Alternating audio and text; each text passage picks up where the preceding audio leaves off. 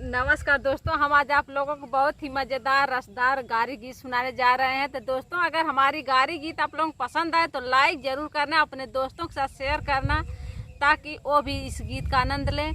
तो चलिए, अपना दिल थाम लीजिए और बैठ जाइए आराम से और हमारे गीत को सुनिए।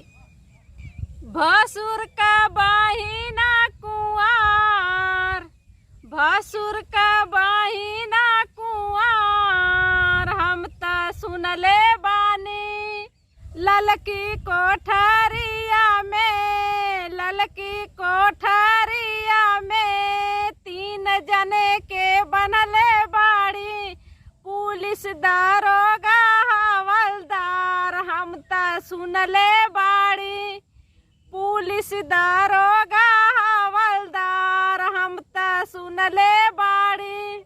दुल्हा का बहिना, दुल्हा का बहिना कुंवार, हम त सुनले बाड़ी दुल्हा का बहिना कुंवार, हम त सुनले बाड़ी।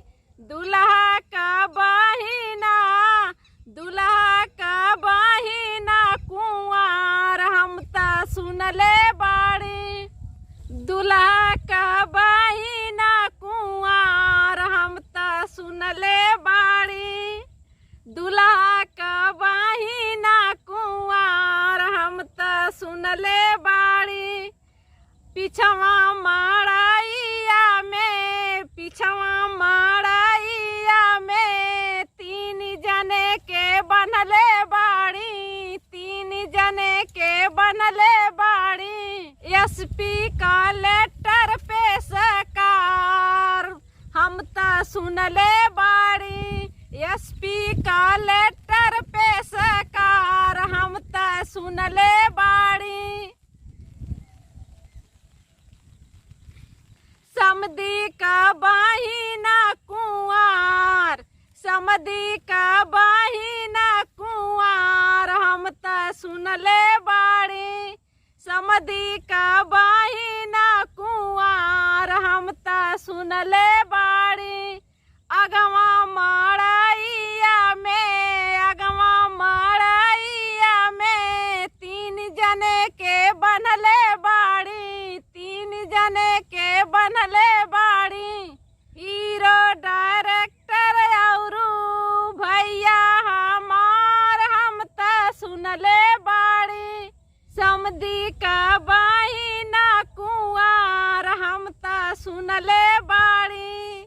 समधी का बहिना कुंवार, हम त सुनले बाड़ी। अगुआ का बहिना कुंवार, हम त सुनले बाड़ी। अगुआ का बहिना कुंवार, हम त सुनले बाड़ी। अगुआ का बहिना कुंवार, हम त सुनले बाड़ी। अगुआ का बहिना कुंवार, हम त सुनले बाड़ी। उखिया के खेतवा में, उखिया के खेतवा में तीन जने के बनले बाड़ी। उखिया के खेतवा में तीन जने के बनले बाड़ी। नेता व्यापारी बेरोजगार, हम त सुनले बाड़ी। नेता व्यापारी बेरोजगार, हम त सुनले बाड़ी। अगुआ का बहिना कुंवार, हम त सुनले बाड़ी। अगुआ का बहिना कुंवार, हम त सुनले बाड़ी।